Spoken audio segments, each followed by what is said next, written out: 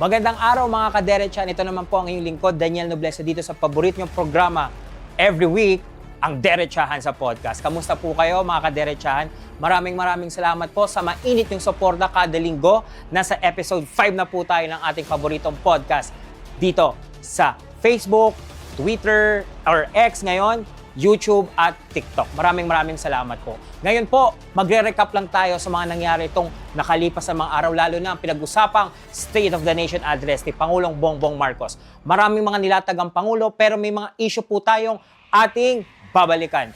Una po dyan ang pagkakaso daw sa dating speaker, pero hindi po minention ni Pangulong Bongbong Marcos kung sino yung speaker nito. Pero syempre sa atin po, malinawanag naman po na si Speaker Martin Romualdez sa kanyang pinatutunguhan dito. Handang-handa na daw po ang mga kaso na isasampa ng ombudsman laban sa dating speaker.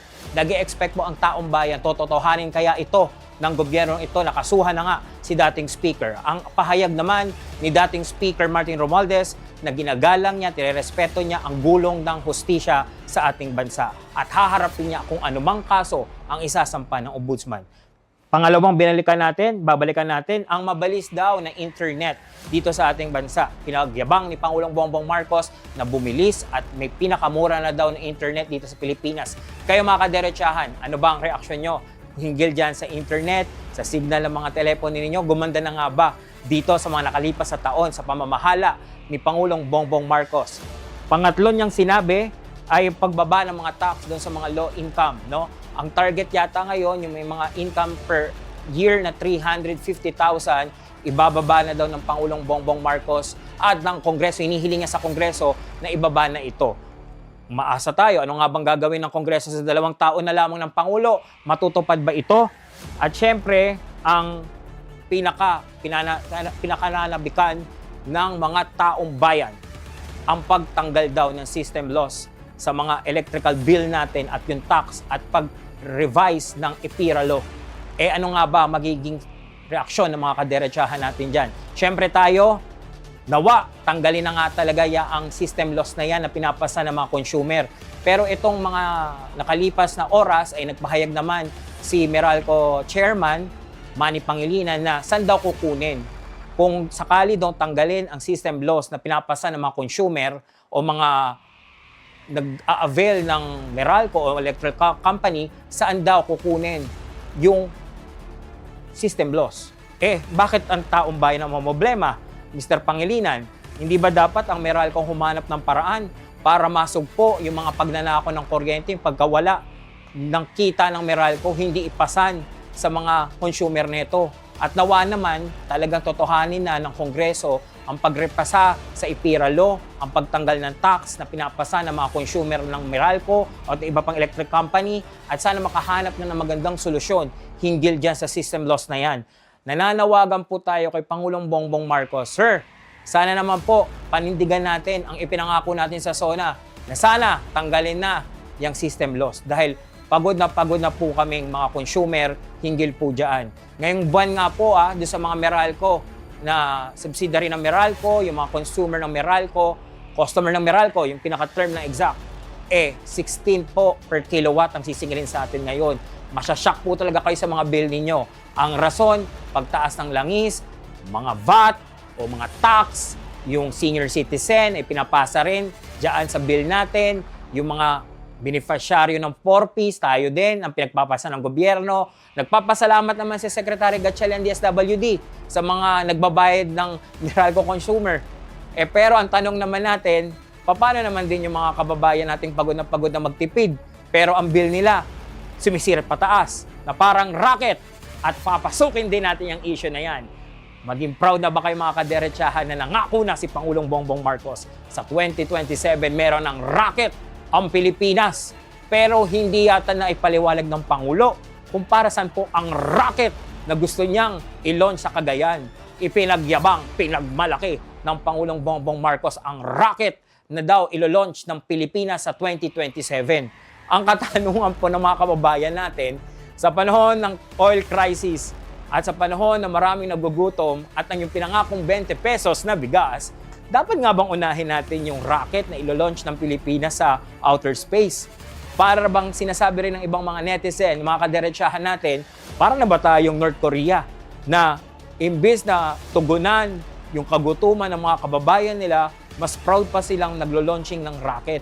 Ang tanong laman po natin doon sa nagbigay ng idea na yan sa Pangulo, ano ba magiging benepisyo nito sa mga Pilipino? Ito po ba'y makakaginhawa sa paghihirap ng mga Pilipino lalo na sa presyo ng bigas, presyo ng krudo, yung kuryente natin, yung bill natin sa kuryente, yung bill natin sa tubig, yung hirap ng mga normal na araw-araw, matutugunan po ba yan? Yung rocket na yan. Yung rocket na po ba yan magpapababa rin ng costing natin sa internet? Yung rocket po ba na yan ang magiging sagot para lumakas na yung mga signal ng mga telepono natin pagupag, pugak, kahit 3G, hindi pa makatugon doon sa pangailangan natin sa connection. Yan po ang katanungan namin, Mr. President. Wala naman pong nagbabash na wala pong katanungan. Hindi po binabash yung proyekto ng gobyerno nang dahil wala pong kasagutan agad. Hinahanapan po namin kanyang explanation. Kasagutan. Explain nyo po sa mga kababayan sana natin ano ba magiging benepisyo netong rocket na ilo-launch natin sa 2027. Yung 20 pesos na bigas na ipinangako po natin noong 2022 na sinasabi nyo na sa 800 na Kadiwa store, compared nyo po sa populasyon ng Pilipinas, ilan po ba sa mga street na nakakaranas o nakakatikim ng 20 pesos sa bigas? Meron pa nga pong balita dyan dati sa Maynila na isang senior citizen ang nadisgrasya at namatay dahil nasagasaan ng sasakyan habang nakapila ng madaling araw sa isang bureau dyan, o Bureau of Plants, I think, yun ang bureau na pinuntahan sa may Quirino, at madaling araw pa lang, nakapila na yung matanda at sa kaswiang palad, nasagasaan nga ito ng sasakyan sa pagpila lamang doon sa 20 pesos sa bigas. Hindi ba dapat ang ipinangako natin ng Mr. President, sa bawat palengke, sa bawat eskinita, mararamdaman ni ordinaryong ng masang Pilipino ang 20 pesos sa bigas? Tingnan po natin, kasama na naman po yan sa inyong mga pangako, yung rocket na yan sa 2027, baka yan na ang magtanggal ng kamalasan at paghihirap ng mga Pilipino. At syempre, marami rin po ang ating paboritong sedel, mga kaderechahan. I-recap din natin, wala pong sinabi si Pangulong Bongbong Marcos na ika-cancel po ang barangay election sa November 2. Nakikiusap pa nga ang COMELEC na gawing holiday ang November 3 para hindi nga daw po agad umuwi ang mga kababayan natin sa mga probinsya nila pabalik ng Metro Manila dahil ang November 2 ay ginawang holiday para sa eleksyon ng barangay, pero ang November 3 may pasok na. Kaya nakikiusap sana ang mga taga-COMELEC sa Pangulo na gawing holiday ito. Sa tingin naman po natin, pagbibigyan po ng Pangulo yan na magkaroon ng holiday sa November 3 para po makaboto nga mga kababayan natin sa November 2 sa kanilang mga barangay. At dyan na naman tayo papasok sa ating ikalawang yugto, ang barangay election. Naipangako ko sa inyo noong episode 4 na tutulungan natin kayong sumuri sa inyong mga susunod na barangay chairman at mga barangay kagawad at SK chairman at SK kagawad. Mga kaderechahan, kayo po ang magdidikta kung sino ang susunod na mumumuno sa inyong barangay. At kami po dito sa Derechan, gagawin po namin ang lahat para mabigyan po kayo ng liwanag. Hindi po nadadaan sa ayuda o pakikipagkumpare, kumare, o pagpipinsan-pinsan o pagiging magka-close ng kandidato para iboto lamang ninyo barangay chairman. Suriin nyo po kung ano ang kanilang nagawa, advokasya, at platapormang ilalatag sa inyo sa panahon ng kampanya. Hindi po dapat nadadaan sa maling gawain. Una po, i-report ninyo sa COMELEC ang mga aspiring chairman, kagawad, SK chairman, SK kagawad na bumibili ng boto. Bawal po yan. Kahit po piso, 2 piso at umabot pa tayo ng milyon, pinagbabawal po ng COMELEC yan. Pangalawa, ang pag-receive po ng mga grocery. Hindi po dapat ganyan ang pamantayan ninyo, mga kaderechahan. Maling-mali po yan. Kung sila po ay namimigay ngayon gamit ang pondo ng bayan, katulad ng mga ayuda, at nandoon si chairman, nandoon si kagawad, nandoon si SK chairman, at nandoon si SK kagawad, dapat po picturean ninyo at i-report nyo po. Sinabi po ng COMELEC na ngayong mga panahon ito, hindi pa saklaw ng election law ang mga aspiring dahil wala pa naman pong filing. Pero once po na nag-file na po sila sa September, I think, September po ang filing, pwede na po ninyong kastiguhin ang mga politiko nag-file dahil nasa ilalim na po sila ng election law natin na bawal pong mamigay, mag-ayuda, umepal sa mga ayuda ng gobyerno, ng DSWD o ng pamigayan man, sa mga out ng mga senior PWD, pinagbabawalan po silang umepal. Ang kailangan po ninyo, plataforma at kung ano bang nagawa nitong, kung incumbent po ang chairman ninyo sa lugar ninyo at barangay Kagawad, SK Chairman, SK Kagawad, ano bang nagawa nila sa nakalipas na 3 taon? Yan po dapat ang panuntuyan ninyo. Mali po na tumanggap tayo, uulitin ko, dapat po ireklamo nyo yan, isumbong nyo yan, dahil kung sila po ngayon ay nagmimigay, panigurado, may bawi po yan. At sinasabi ng COMELEC, kasalanan po natin ang mag-elect ng maling politiko sa barangayan. Kayo pong mga botante, mga kadiretsahan kong minamahal ko, kayo po magdedesisyon sa November 2. Nakikiusap po kami sa inyo na sana po pumili tayo ng dapat at nararapat na punong barangay natin.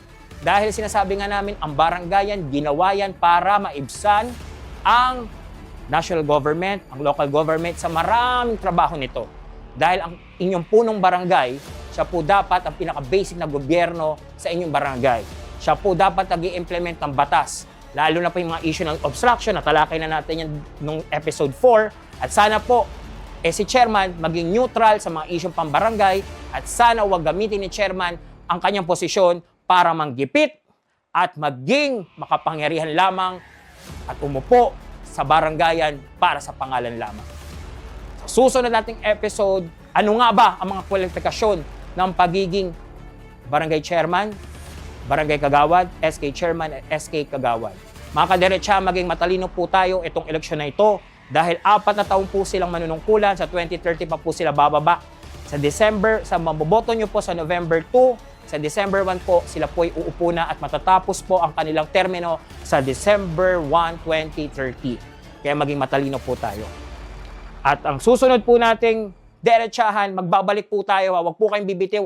Ito pa rin po yung lingkod, Daniel Nobleza. Dito pa rin sa inyong paboritong podcast tuwing every week, ang diretsahan sa podcast. Magandang araw po.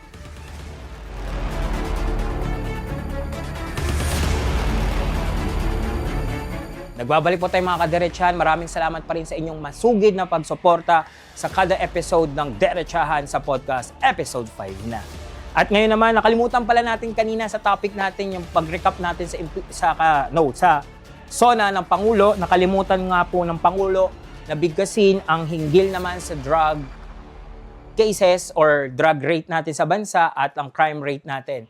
Marami po mga kadiretsahan natin nagpaabot sa atin ng komento na bakit nga po ba nakalimutan ng Pangulo ang crime rate, lalo at marami pong mga crime na nangyayari at napakagrabe po ng mga crime po na ito, parang wala po yatang nabanggit ng Pangulong hinggil sa crime. Pero sige, tignan natin, baka sa kanyang huling SONA, ma-report rin niya ang totoong estado ng krimen sa bansa at nakikiusap kami na sana sa mga kababayan natin maging vigilante tayo sa pagtingin kung ano nga ba ang dapat nating i-report sa mga otoridad dahil marami rin pong mga fake news na nagpapakalat, lalo na po dyan sa mga issue sa mga schools na nagpapakalat ng fake hinggil sa mga pagbabanta sa mga estudyante na nagiging kaguluhan din ngayon sa mga paaralan, dun sa mga estudyanteng nagbibigay ng kasakitan sa kanilang mga guro, nawa po'y matapos na po yung mga issue na yan, yung mga hard crimes na tinatawag natin talagang grabe, yung mga pinapasok na bahay, yung mga namamatay ng mga kababayan natin dahil sa mga illegal na droga, at yung mga kriminal natin walang takot na sa batas dahil lulong sa droga. Nawa, ma-actionan po yan ng PNP. Tayo naman po ay nakikiisa na labanan ng krimen at nawa ang mga bawat Pilipino ay magkaroon ng kapanatagan sa kanilang buhay tuwing sila po ay nagtatrabaho. Kami po mga pobreng mga masang Pilipino na umaasa sa kapayapaan, sana naman po ay totoo pong maramdaman namin sa mga kalsada ng Pilipinas. At ito naman po, babalikan din natin ang issue po na marami po mga kababayan natin na nagko-comment sa atin itong Paxilica. Hindi naman po tayo siguro ganong kagaling. Pero batay po doon sa mga report, mga kababayan, lalo yung mga netizen, yung mga kabataan din, na nagbibigay po ng red flag dyan sa gagawin po nga ng bansa natin na pagpirma doon sa Paxilica na gagawin po yata sa Tarlac. Ang issue po kasi ng mga kababayan natin, yung gagamitin pong resources, lalo po yung tubig at yung pagtatayuan po ba noong Paxilica sa Tarlac. Sa Tarlac po yata itatayo ito, makaka-apekto po doon sa mga komunidad. Sinigurado naman po ng Department of Energy na may sapat na pagkukunan daw ito ng kuryente. Pero ang katanungan ng mga advocate po, Eh yung tubig po ba saan daw kukunin? Sa mga ilog. Ngayon pong tad-tad na tayo ng problema sa tubig dahil nga po sa Super El Niño sinatawag ng Pag-asa, nakukonti lang yung ulan na naibibigay lalo dito sa Central Luzon, diyan sa Angat na babang-baba na, natatakot din po yung mga residente doon sa Tarlac na baka sila din po ay magkaroon ng problema sa tubig. Dahil daw po kailangan daw po, di po ako ganun kateki, kailangan daw po yung system na yun, yung AI system, kailangan daw po ilubog sa tubig para malamigan dahil yung mga chips, yung mga ginagamit doon na paraphernalia doon, kailangan po malamig. Dahil daw po doon kailangan ng tubig. So, saan nga daw po kukunin? At natatakot yung mga taga-Tarlac kung ano pong mangyayari sa lugar nila. Pero sinigurado ng gobyernong ito, ni Pangulong Bongbong Marcos, na pumirma at lumagda na maayos daw po ito. Marami pa po tayo magiging issue dyan. Pero hihimay-himayin natin, pag-aaral natin maigi, at kung makakahanap po tayo ng ating resource person para maipaliwanag sa inyo mga kadiretsahan, yung implication na yan sa mangyayari dyan sa PAC Silica na yan. Ang gusto po natin, lahat po yung magkaroon ng trabaho, yan po ipinangako ng gobyerno natin, pero ang katanungan, ang kalikasan po ba'y maapektuhan? Ang pinagkukunan po ba natin ng mineral, lalo na ng tubig na pinakabuhay natin, ay maapektuhan? Sana po'y maliwanagan tayo. Sa susunod po mga episode natin, babalikan po natin yan at sisiguraduhin po natin may tao po makapagpaliwanag sa inyo. Hinggil po dyan. Maintindihan natin maigi. Basta tayo, para tayo sa kalikasan at para rin tayo sa trabaho. Timbangin po natin maigi yung issue na yan. At doon naman po sa mga kababayan natin na galit, karapatan po natin yan na iparating sa ating gobyerno ang pagtutol o pagsang-ayon nang malaman ng gobyerno natin na talagang nasa demokrasya pa rin tayo at hindi lamang nasusunod ng iilang tao. Yun po. Babalikan po natin yan sa susunod natin mga episode. Siyempre, ang pinaka ating pagtutunghayan ngayon, ang pagbabalik tanaw din natin kahapon, Wednesday, ang impeachment trial ni VP Sara Duterte. Tinakil na po ng impeachment court ang regarding sa kanyang 125 confidential fund na matagal nang binabato ng mga anti-Sara o anti-Duterte kay Vice President Sara Duterte. Umupo nga ang kanilang witness na si Ms. Violeta Constantino, dating manager ng Land Bank Shaw Boulevard, at ngayon ang current na si Ninita Campansano na ngayon ay current manager ng Land Bank Shaw Boulevard. Sinabi ni Violeta sa kanyang sariling opinyon na unusual na mag-withdraw ang isang government agency ng 125 million sa bangko. Dahil sinasabi rin niya doon sa kanyang statement, doon sa witness stand, na ang pinakamalaki lamang niyang nakita sa tanang ng buhay niya bilang parte ng banking industry na nakapag-withdraw sa harapan niya ay 500,000. Sa tagal na po niya bilang manager ng bangko, ng Land Bank, 35 years na po siya sa business ng banking, 500,000 lang po ang pinakamalaki niyang nakita daw na withdrawal. Kaya unusual daw po ito, 125. Tinanong siya ni Senador Alan Cayetano kung may illegal ba doon. Sinabi naman nito ni Violeta na wala siyang nakikitang illegal at legal naman ang proseso. At meron pang sinabi na kung tama po ang iyong lingkod, na si Ninita Campansano na ang pera na winidraw nila Gina Acosta ng OVP ay nilagay sa isang gym bag, no? At ito daw po ay idinaan sa fire exit para hindi daw po makita. Kinorek po ito ng defense. Ito po si Attorney Michael Powa na dati rin po na naging Chief of Staff ni VP Sara sa DepEd, hinggil daw po doon sa pagdala po sa fire exit ng mga pera. Ito pala ay nasa compound po. Ang land bank daw po ay nasa compound ng DepEd. So kapag dinaan po doon sa fire exit, diretso na po doon sa opisina, doon sa DepEd. Kumpara nga daw po na idaan po sa normal na tao na high risk po, syempre yung robbery, marami rin tayong iniisip na crime, so doon na lang po dinala. So kinorek po yon ni Defense Counsel Attorney Powa. At hindi na po nag-cross-examination kay Violeta, kay Ninita lamang sila nag-cross. Yun nga po, ang cross nila regarding nga po doon sa naging ganap na dilaan po. Kasi meron po parang connotation na pinalalabas na idinaan sa secret door, sa back door, pero kinorek po ito ni Attorney Powa. At kanina po, breaking news din na sinasabi daw po na pinayagan na po ni Pangulong Bongbong Marcos na sa Lunes yata, kung ipepresenta na ng prosecution, ang pagbubukas ng mga BIR record ni Vice President Sara Duterte. Aabangan po natin mga kadiretsahan, ano nga ba ang mga issue doon sa kanyang mga BIR records? Meron nga bang totoong pagnanakaw ang Vice Presidente Meron nga bang illegal na ginawa ang Vice Presidente, ang opisina ng ikalawang Pangulo at ng DepEd hinggil dyan sa mga ilalabas muli ng prosecution? At ito pang recap natin ha, sa kanyang opening statement noong Miyerkules kahapon, pinagbawalan ng ipagpatuloy ni Attorney Laila de Lima o Prosecutor Congresswoman Laila de Lima ang kanyang opening statement hinggil sa issue nga nito ni Vice President Sara sa 125 million confidential fund. Dahil parang lumalabas ay nagkakaroon na ng verdict. Pinagsabihan ni Presiding Judge Chis Escudero, si Prosecutor de Lima, na wag nang ituloy ang kanyang opening statement dahil ito daw po ay parang paghuhusga na. Hayaan daw po ang ebidensya magsalita at yan di po inobjectan ng defense dahil parang lumalabas meron ng husga doon sa statement pa lang ni Laila de Lima. Siyempre, maraming supporter si Attorney Laila de Lima na di sumang-ayon sa ginawa ng presiding officer. Pero siyempre, gagalangin pa rin yan dahil tayo ngayon ay ngayon, ang impeachment court ay ongoing. Ang masusunod, ang impeachment court. Yun po, mga kadiretsahan. Next week, Monday, aabangan po natin. Binago na rin po palang schedule, no? Kasi marami po nagtataka, yung dating sumusubaybay, sa hapon po sila tumitingin sa kanilang mga TV, sa cellphone. Ang impeachment po ngayon ay every morning na po, 10:30 to 2 yata. Dahil sa hapon naman po ay meron na pong regular session ang Senate. So, kaya po mga kababayan, wala pong naman kayo dapat ipangamba. Tuloy pa rin po ang impeachment. Umaandar po siya.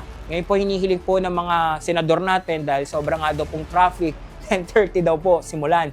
So 10:30 hanggang 2 po, yun po ang impeachment trial ni VP Sara Duterte. Pero marami pong nababagalan. Sinabi na rin po yan ni Senate President Sherwin Gatchalian na nababagalan na sila.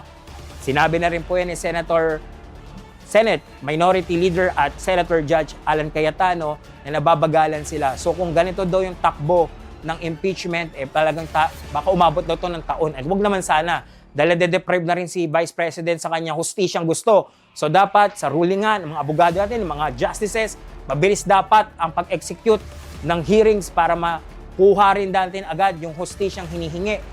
Katanungan, acquittal, or guilty nga ba si Vice President Sara Duterte.